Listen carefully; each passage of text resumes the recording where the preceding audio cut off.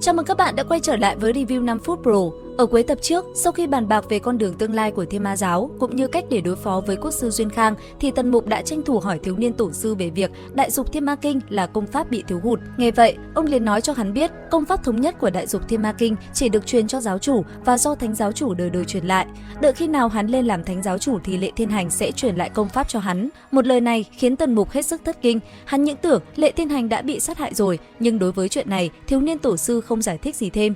Tiếp theo, Mục Ta cũng nhân cơ hội gặp tổ sư mà tranh thủ hỏi hết những thắc mắc của bản thân. Khi hắn hỏi đến đồ hình hành công của bá thể Tam Đan Công, cảnh giới lục hợp ở Thanh Dương Điện, thì thiếu niên tổ sư đã rất bất ngờ vì chính ông cũng không biết tên của nó. Nghe thế, Tần Mục thẳng thắn cho biết trưởng thôn Gia Gia đã tiết lộ cho hắn. Nhắc đến Tô Mạc Già, thiếu niên tổ sư cũng phải thừa nhận trưởng thôn có kiến thức uyên bác hơn ông. Ông giải thích rằng đồ hình hành công này ông tìm thấy trong một di tích cổ đại nên đã khắc vào Thanh Dương Điện. Tuy nhiên, các công pháp trong Thanh Dương Điện đều là bản thiếu, đặc biệt là đồ hình này bị thiếu nhiều nhất. Vì thế hiện tại, ông chỉ có thể khuyên Tần Mục tu luyện đồng thời cả công pháp thống nhất của Thánh giáo và bá thể Tam Đan Công, do cả hai đều là công pháp tốt và có thể bổ trợ cho nhau.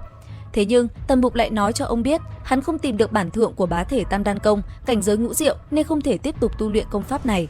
Trước tình hình ấy, thiếu niên tổ sư đã vẽ lại đồ hình hành công, cảnh giới ngũ diệu mà ông thấy trong di tích, nhưng đây cũng là bản tàn khuyết mà thôi. Nhìn bức đồ hình trước mặt, Tần Mục nhanh trí vẽ ra phần thiếu sót mà hắn thấy ở Trấn Ưng Cung và so sánh với bức vẽ của tổ sư. Sau khi hoàn thành, hắn nhận ra hai tấm tàn đồ có thể bổ sung cho nhau, chỉ còn thiếu một vài vị trí, đặc biệt là xương quai xanh ở vai trái. Vậy là suốt cả buổi, thiếu niên tổ sư cẩn thận xem xét và điều chỉnh thêm vài đường ở vai trái cho Tần Mục. Ông cảnh báo rằng việc tu bổ này chưa chắc đã đúng hoàn toàn và có thể có sai lệch so với bản gốc. Nếu gặp phải đối thủ có bản lĩnh tương đương thì không sao, nhưng nếu đụng trúng người có nhãn lực cao, ví dụ như cường giả cảnh giới thiên nhân, sinh tử hoặc một vài người trẻ tuổi trong Thái học viện, thì vai trái sẽ là điểm yếu chí mạng đối với hắn. Cuối cùng, trước khi chia tay, thiếu niên tổ sư khuyên Tần Mục không nên bảo thủ, phải có tầm mắt rộng mở và không nên chỉ dựa vào công pháp tổ tông. Ông tiết lộ lý do ông làm đại tế ti của Thái học viện là để học hỏi kiến thức khắp thiên hạ và chứng kiến một thời đại mới. Dù có thể ông không còn sống để thấy điều đó, ông mong Tần Mục có thể thấy thời đại mới và trở thành một thánh giáo chủ có khí phách và tầm nhìn xa. Không lâu sau, Tần Mục đã có mặt ở Sĩ Tử Cư, hắn ngồi lại chuyên tâm tu luyện bá thể Tam Đan Công, cảnh giới ngũ diệu. Mục Ta nhận thấy con đường hành công phức tạp hơn nhiều, giống như cùng lúc khống chế 3 tầng công pháp vậy. Sau một hồi tu luyện, Tần Mục nhận thấy nguyên khí và tinh lực chuyển đổi qua lại. Khi nguyên khí chuyển thành tinh lực, hắn cảm nhận được sức mạnh không tên trong tinh không. Khi tinh lực chuyển thành nguyên khí, tu vi của hắn lại không ngừng tăng lên. Hiện tại, chưa thể lý giải được một số chỗ nên Tần Mục quyết định về Thính Vũ Các đón Hồ Linh Nhi và tiếp tục trị liệu cho người dân ở Hẻm Hoa. Thế nhưng vừa ra khỏi cửa thì hắn bất ngờ gặp một nhóm sĩ tử hỏi thăm về tên vứt bỏ dân của Đại Khư. Bọn họ nói muốn dạy dỗ tên kia để đuổi khỏi Thái học viện vì cho rằng hắn làm ô danh của bọn họ. Nghe vậy, Tần Mục giả vờ đồng tình, nói mình cũng xuất thân danh môn và cũng xấu hổ khi học chung với vứt bỏ dân. Sau đó, hắn đề nghị dẫn đám sĩ tử kia đến chỗ ở của Mục Tiêu, không một chút nghi ngờ, cả đám vui vẻ đi theo Tần Mục. Lát sau, Mục Ta dẫn nhóm sĩ tử đến phòng của Vệ Dung. Sau khi vào phòng và khóa cửa, Tần Mục hỏi họ Thái học viện có cho phép lấy mạng người khác không.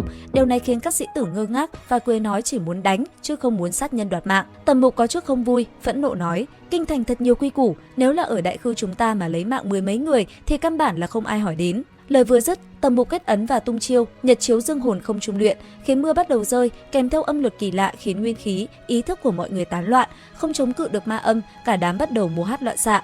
Âm luật thay đổi, mọi người tưởng như đang ở chiến trường thần ma, bắt đầu tấn công lẫn nhau. Khi có người tỉnh lại, Tần Mục dùng đạn chỉ kinh lôi tỷ bà thủ, bắn bay hắn ta, rồi không ngừng khống chế và tiếp tục tấn công. Sau một lát, Vệ Dung tỉnh lại thì bất ngờ thấy phòng mình tan hoang, các sĩ tử khác đều bị cắm đầu vào tường. Lúc bấy giờ, Tên Mộc hoảng hốt, lo lắng vì những sĩ tử này đều là con cháu thế gia Đại Việt, việc Tần Mục đánh họ sẽ gây họa lớn. Thế nhưng, Tần Mục chỉ thờ ơ và tỏ vẻ không quan tâm. Đúng lúc này, một sĩ tử tỉnh lại, gã ta gọi Tần Mục là vứt bỏ dân và hăm dọa sẽ trả thù. Nghe vậy, Mục Ta giận dữ, kéo tên gia hỏa kia ra khỏi tường, sau đó dùng tinh huyết trên đầu hắn ta viết 2 hàng chữ: quét ngang kinh thành không địch thủ, chân đá 800 thái học sĩ lên tường và một dòng vô địch ngũ diệu lên cửa. Sau đó, hắn cắm tên sĩ tử kia xuống đất, chỉ chừa lại mỗi cái đầu. Không lâu sau, các sĩ tử khác tỉnh lại thì tức giận và xấu hổ vô cùng. Họ nhận ra Tần Mục đã đánh lén vào hồn phách của họ, đây là điều khó phòng thủ nhất. Lúc bấy giờ, Vệ Dung trấn an các sĩ tử rằng mình là người vệ gia phủ quốc công, Tên Mộc quả quyết không liên quan và sẽ giữ kín chuyện này. Vậy là đám người kia quyết định rút lui để chữa trị vết thương và nói rằng ngày mai sẽ lấy lại thể diện. Thế nhưng khi đi ngang qua chỗ ở của Tần Mục, thấy những dòng chữ trên tường và cửa cùng với người bị cắm xuống đất, sắc mặt ai nấy đều tái nhợt. Cả lũ quyết định giữ lại những chữ đó để ngày mai làm chứng cho sự nhục nhã của Tần Mục. Liệu rằng tiếp theo đây diễn biến sẽ có gì hấp dẫn? Ấn đăng ký kênh YouTube Review 5 phút Pro để cập nhật nhanh nhất nội dung tập tiếp theo nha. Bây giờ thì xin chào và hẹn gặp lại các bạn.